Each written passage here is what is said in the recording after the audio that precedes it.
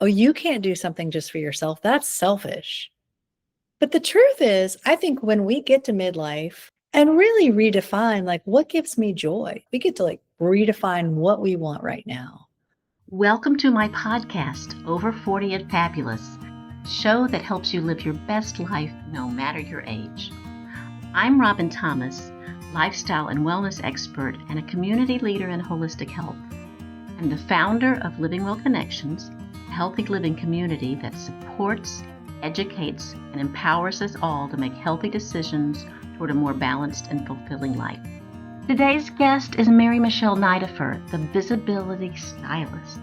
She's a master style and confidence coach and creator of the Style Finder ID system. She's on a mission to help women break free from the invisibility trap, that exhausting cycle of feeling not enough, shrinking to fit in, and seeking validation outside themselves. Through her powerful work, she guides women to reclaim their identity, embody unapologetic confidence, and lead with magnetic presence. Hi, Michele. It's so nice to get reconnected, and I'm so happy that you wanted to be on the podcast. It's always fun to be around you, and it's fun I'm really looking forward to this conversation. Robin, I'm so excited to be here. Thank you for having me. I've been watching you a long time because you are very popular on Instagram, and I've just seen that you yourselves are going through a transition right now. Yes. And that's what I want to talk about in this podcast is transitions, because so many of us that are middle of our life or starting the second half of our life, we are going through transitions. Things are happening, or just in ourselves. Sometimes I feel like I'm finally growing up. Yes. And doing things that please me. Absolutely. That's what it's all about, right? That's what it's all about. Yeah, I don't see that. I mean, I really see it as an opening up. As, a new period in our lives that we can embrace. Absolutely. Yeah, I look at midlife. I think so many women have different perspectives on midlife, but I really believe that midlife is an opportunity to, I like to say, hit the reset button and to really pivot away from, a lot of the stories we've heard or the beliefs that we've internalized and the feelings and the thoughts and the things that we think we should do, and to really discover, who am I right now and what do I really want? Oh yeah, that's so good. That I resonate with that so much because I feel the same way. And so one of the ways we start anything new is by assessing where we are at this point, and then maybe releasing what no longer serves you. That's what you told me. Yes. Well, I think when we assess, we kind of look at, well, where am I right now? I really like to take my clients through a process of understanding, like, what am I holding on to? Where in my life am I doing something that maybe I was told I should wear something or not wear something when I was in grade school? Or where in my life am I doing something that I feel is, acceptable, but I don't really like it? And so I look at releasing what no longer serves you. This is where we really uncover, like, what's holding you back? What's keeping you stuck? And taking an inventory of, what am I doing in my life? Let's look at, and I like to say, let's start with your style. Because a lot of times our style, it's the outward representation of how we feel about ourselves. And so many midlife women come to me and they tell me, well, I feel frumpy. I don't really know who I am anymore. I feel disconnected. I'm like, okay, well, let's look at, what are you wearing? What is that? How is that making you feel? What is that saying about you?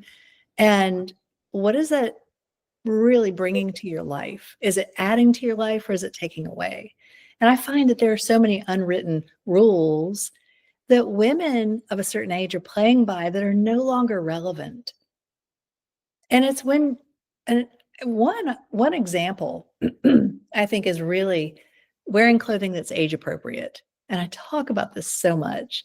When I first became a style coach in 2008, I did a lot of speaking, and that was probably my most requested topic.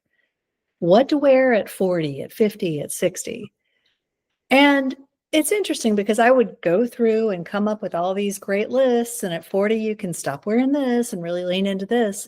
But now that I'm in my mid 50s, I'm like, wait a minute, this is all wrong. I believe that when we can really dress for who we are, it's not about our age. It's not, can an 80-year-old wear mini skirts? Well, look at Tina Turner, right? Like, she rocked it. But I believe that so many women have these ideas, these thoughts, these rules that they're playing by that are keeping them stuck, keeping them small, keeping them from what they really want to wear, what they want to do. Well, I can't do that. My mom told me I didn't look good in white, and I can't wear that. And I always heard that I had to wear, a turtleneck versus a round neck, or it could be anything.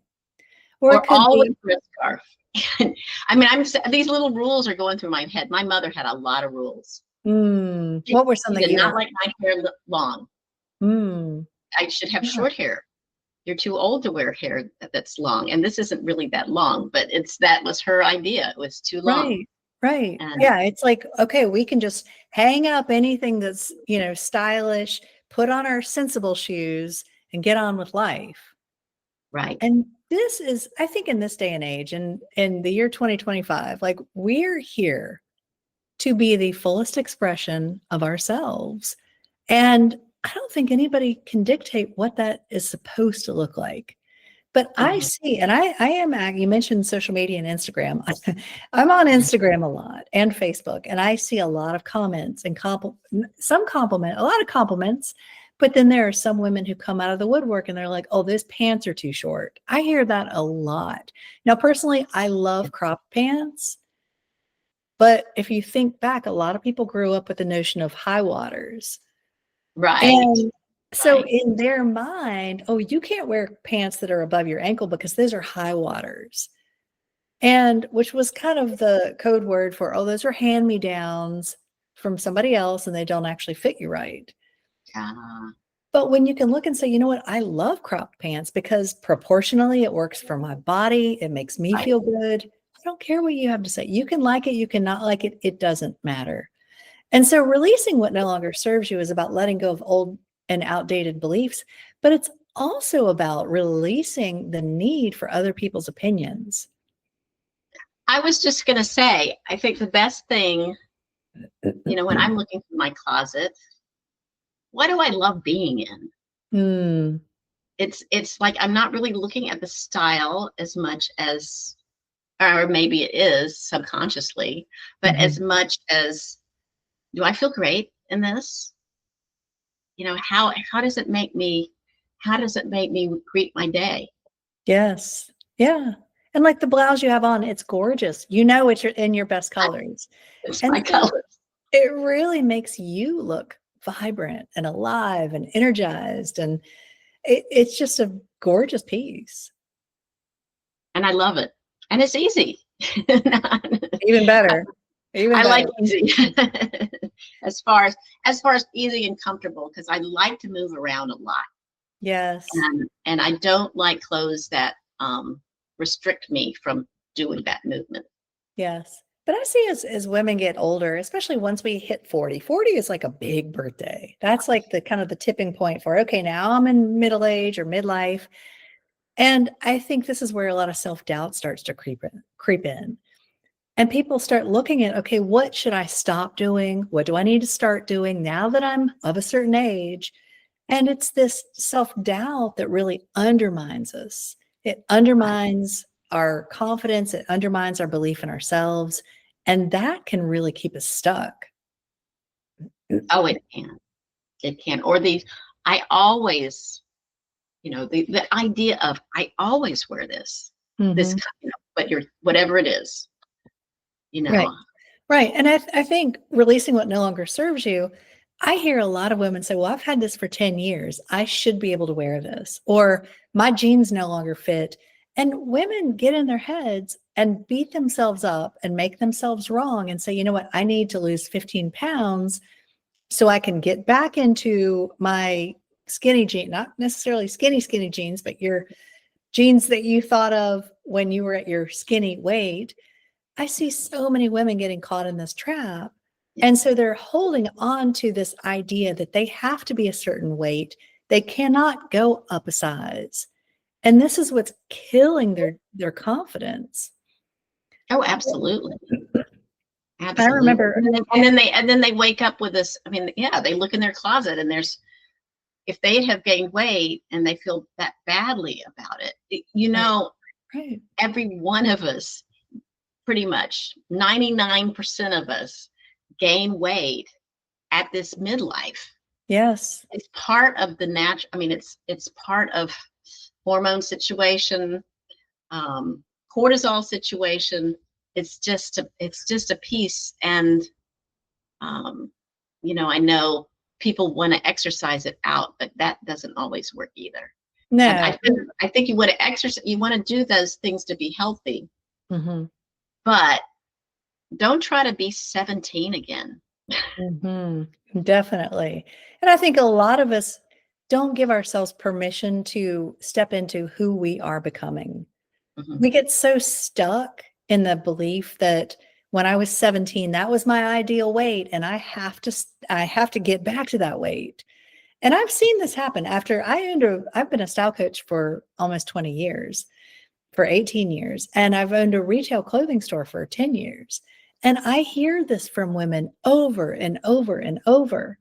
I put on some weight. I can't buy anything new. I have to wait until I can get back into my old clothes. And I've heard so many women say this, and what it does is it keeps them stuck. It keeps us caught in the shame spiral because they're not accepting themselves as they are now. What they're doing is they're seeing themselves as something's wrong with me. And then I talk about the invisibility trap. This puts them in, it puts them in the space of there's something wrong with me. I can't be pretty until I lose 15 pounds. I can't be worthy until I lose 15 pounds, et cetera, et cetera. Mm-hmm. And it puts them in victim mode. And when they're in victim mode, it's like, oh, this has been done to me. I didn't choose this and I can't accept it. And it's all, and then they're waiting for validation. It's like they really want somebody else to say, you're okay where you are. But they don't accept it because they're not accepting themselves. And so they stay stuck in the shame spiral of self-doubt and old stories. And I remember years ago in the boutique, right after the pandemic, who didn't gain weight during the pandemic? But I remember I was talking with several clients and I shot a couple of reels and I was talking about how style is not a reward for losing weight. Because women were telling me, oh my gosh, I gained weight. And finally women started coming in and they're like, well, I need clothes. I don't care if I have to go up a size. And I remember one woman heard me say, style is not a reward for losing weight. And she called me and she's like, oh my gosh, thank you for saying that. It was almost as if she needed permission from somebody else to go up a size. She said, I've been trying to cram myself into my size 10s that just don't look good. Now, this was a woman. And they don't feel good. Yeah. And she was a high profile real estate agent. Like she, even during the pandemic, was out there working with people in the trenches with the mask on and everything. But she was out there being visible. She was being seen, but she wasn't feeling good about herself. And she came in to the store. And when she could step into her next size, she was like, oh my gosh, her confidence shot up. She was like, oh my God, this is great. What have I been waiting for? Yeah. That's wonderful. Yeah. Well, tell us a little bit about reclaiming your confidence. Reclaiming your confidence. It starts with what I like to call elegant acceptance. You might have heard the term radical acceptance. And I think radical acceptance is a bit extreme, but it sounds a bit radical. It's a bit radical, but I believe that when we can reclaim our confidence, really starting with accepting ourselves, it starts with elegant acceptance. And I think for me, where my journey started, I used to self-shame all the time. I was probably the queen of negative self-talk. And I remember after I had my first child, getting ready. I was bracing myself to look in the mirror after having her and getting ready to take my first shower. I was like, oh gosh, what's this body going to look like? And in that moment, instead of going down that rabbit hole, it was like divine intervention. It was like, oh, what can I be grateful for? This body birthed human baby, right? Like, I mean, it was a miracle. I'm grateful that I have hands that I can hold her. And this was like a huge pivot for me. Divine intervention is the only way I can describe it, because I was not cognizant of that kind of behavior. And it went down a path for me. And I started from there to really embrace myself. And so I believe that elegant acceptance starts with gratitude. A lot of us can't look in the mirror and say, oh my gosh, I love my body. I look beautiful today. Most of us can't do that until we work up to it. But what can you do when you can meet yourself where you are and say, okay, let's talk about what I'm grateful for. I'm grateful that my legs are healthy and strong and that I can go walk around the block. I'm grateful that I have hair, that, my hair is graying and I'm grateful that I have it. I'm grateful that I have my eyesight. I know several people who have been struggling with that. So many things that we have that we take for granted are such gifts. And I think we start to reclaim our confidence by realizing what it is we actually have and what a gift it is. And then from there, we can start to say, okay, here's my body. Maybe I'm a size 12 today. What's going to make me look and feel beautiful? Let me dress the fullness of who I am, not try to shrink, not try to make myself squeeze into something that's too small and that doesn't fit, but to really reclaim our bodies, ourselves, who we are. This is where we begin to reclaim our confidence and our presence. Because think about it, if we're shrinking ourselves and saying, okay, got to squeeze myself into this, jeans that are 2 sizes too small, we're not going to be out there, our presence is not going to be very good. We're going to be like, oh, don't look at me. We're going to want to hide. We're going to want to feel invisible. And we're going to self-shame. We're going to go down that negative spiral. But when we can say, you know what, men, think about this. Men don't care. They go up a size, down a size, up 3 sizes. They don't care. It is what it is. They go out and buy themselves a new wardrobe and get on with it. But we women make it mean something it doesn't. Right. And when we can make it, we make that as a key part of our personality. Yes. Which it's not. I think it's a key part of our programming. Well, yes. It's a key part of our programming that has become part of our personality. And when we can unhook from that belief and reframe and say, just because I gained weight doesn't mean I'm bad or wrong or that I'm unworthy. It just means I've put on weight. I now need a new size. And when we can look at that from a completely neutral perspective, it changes everything.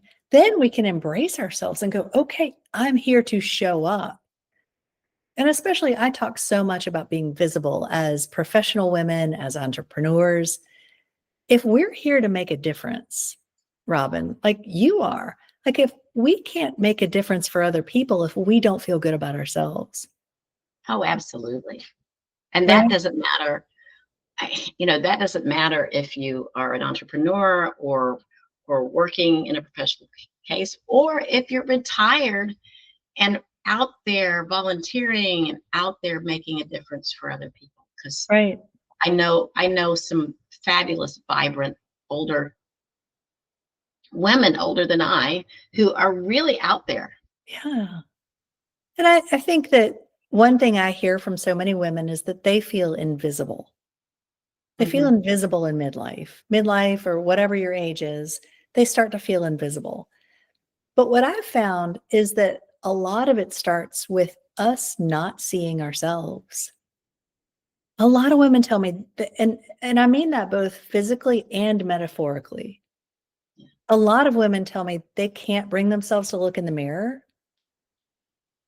I mean, even just with clothes on, they don't want to see their reflection. They don't want to see pictures of themselves. And so I invite you to think about that. If that's you, if you hear that and think, oh my gosh, I don't like to see pictures of myself. There's where you start. That's your starting point. Because when we can really see ourselves without judgment, see through the eyes of God, of the creator, like whatever you believe in, see through the eyes of, a higher power, see it through the eyes of other people, the people who love you, like they see you. What do they see? And when Right. we can really start to look at ourselves and say, wow, like first of all, you're still here. And next it's like, okay, I've got skin, I've got hands, I've got arms, I've got eyes, I've got hair, and really start to break it down and see like what we do have. We're so taught to look for what's missing and to live in that space. Oh my gosh, I don't have that. Or you compare ourselves to somebody, she's better than me, she's skinnier than me. Like, who hasn't said that? I know that used to be my thing. Well, I think we were often trained to do that. It just became a pattern. It became a habit. Absolutely. And I think it's come down through generations sometimes. Absolutely. And, yeah, I think it was handed down, and I don't know where it all started, but the sad thing is I think I see women shaming other women. It's not just, the patriarchy who has put these ideas in our head. I think there are these outdated beliefs that are passed down from generation to generation, and then certain people keep them alive. Some of the comments I hear on Instagram they're really not good. They're not positive. And my response is usually like, who taught you to even talk to people that way? Yeah, Like, what's going on in your mind? Yeah, like if you're saying that to me, somebody that you don't even know, like, how are you even talking to yourself? Well, they're not talking to themselves in a positive route. Usually, they're hurting. But I do think a lot of the programming, the negative beliefs, the negative self-talk, a lot of that, I believe, is rooted in the toxic diet industry, the toxic beauty industry. I hate to say it, but the toxic fashion industry. Because here you have 3 mega industries that are $900 billion, or having, they're $900 billion between them. They spend a lot of money on marketing, and they spend a lot of money on marketing messages to make us feel like we aren't enough. Like we just need to buy that one more product or wear the clothes that are coming down the runway to be good enough. And it's this constant, they want us on this hamster wheel of always chasing. What do I need? What's going to make me complete? What's going to fill the void? And when we're constantly chasing, we're never happy with ourselves.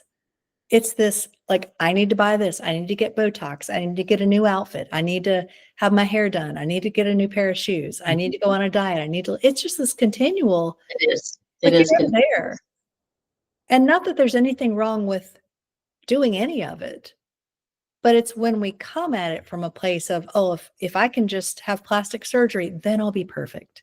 If I can just, go shopping and have a great new outfit, then I'll be perfect. It's when we come at it from a place of lack and we're looking for something to fill the void, that's where we get into trouble. And that is a very slippery slope. That is a very slippery slope. And ultimately never feel worth it. You never feel worthy. No, I always say that when you're looking for the void and you're looking for all this validation, whether it comes in the form of praise or money or success or the great outfit or getting the Botox, you feel good in the moment.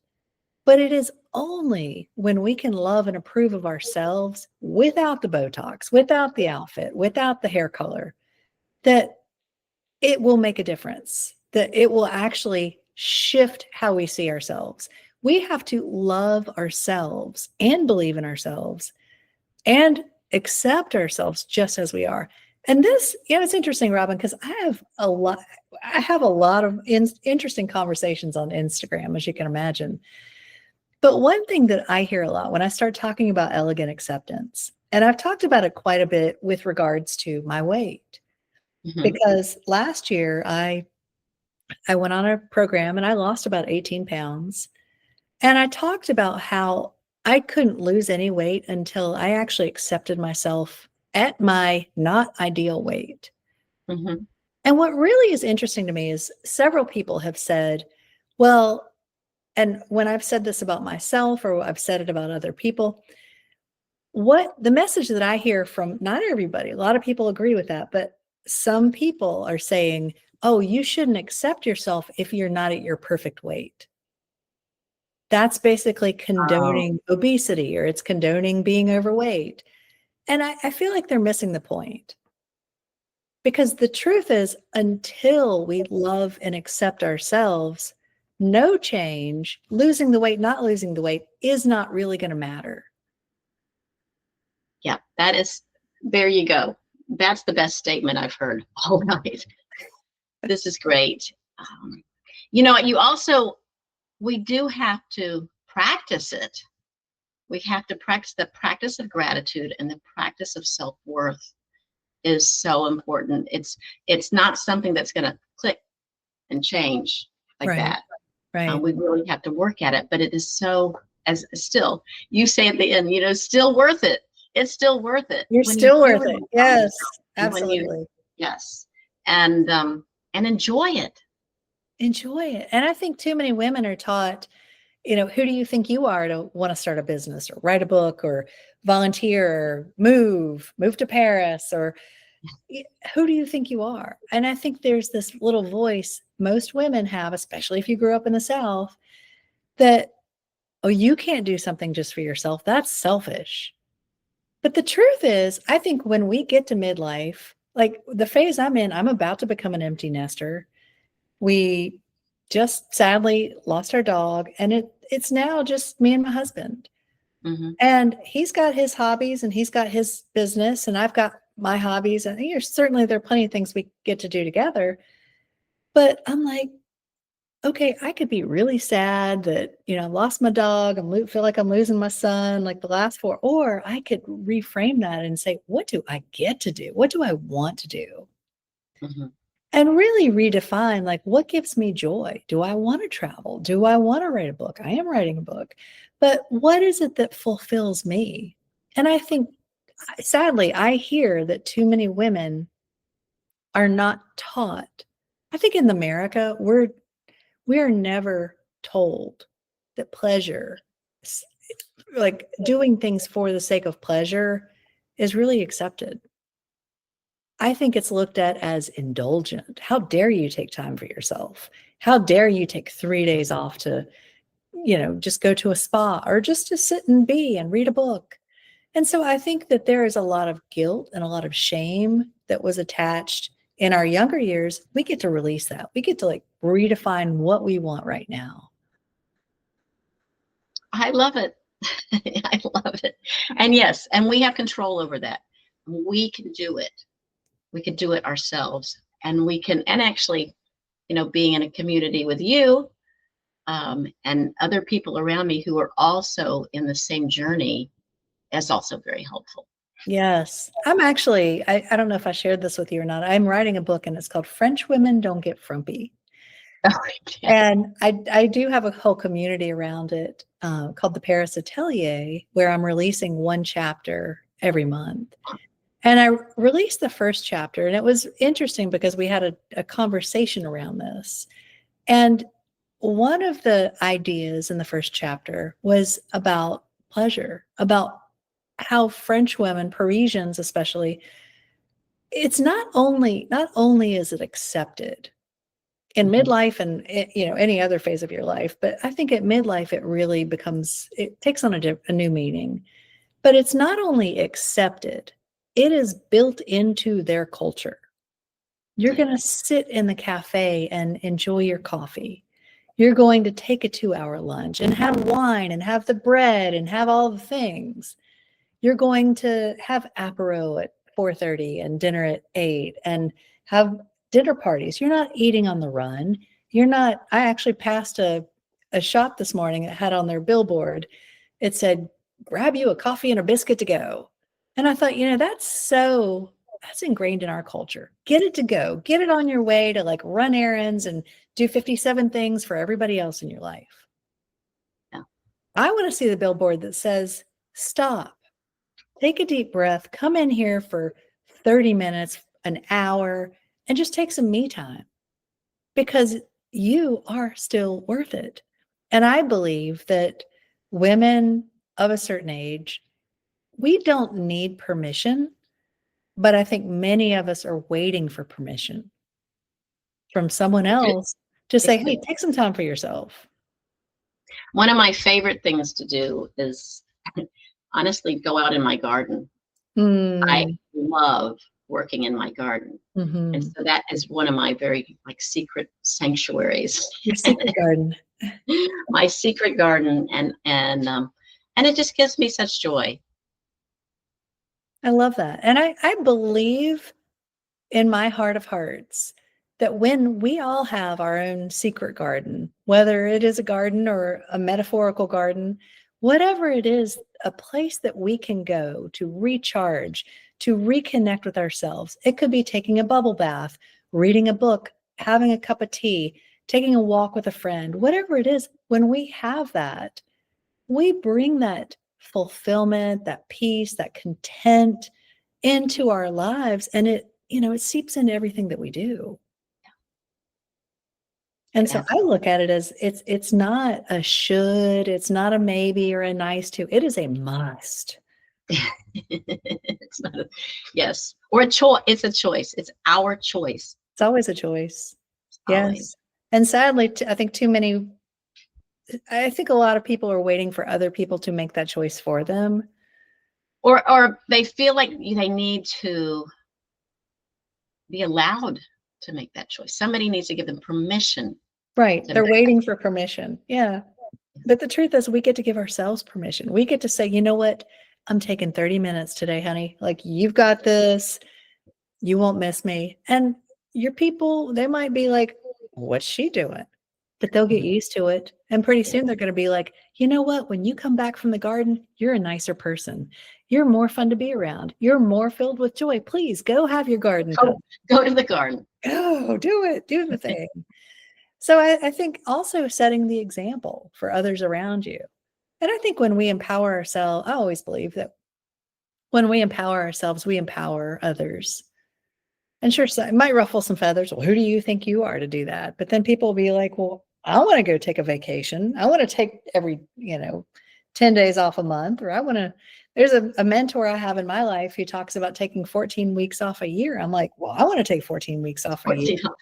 And then I'm like, it's a choice. It's always a choice. I have this mantra of I can do more by doing less. Absolutely. Absolutely. Absolutely. And I think that is so very true. When we're stretched so thin that we have nothing left to give to anybody else, much less ourselves, that's a problem. But sadly, I think the American culture is built on that belief.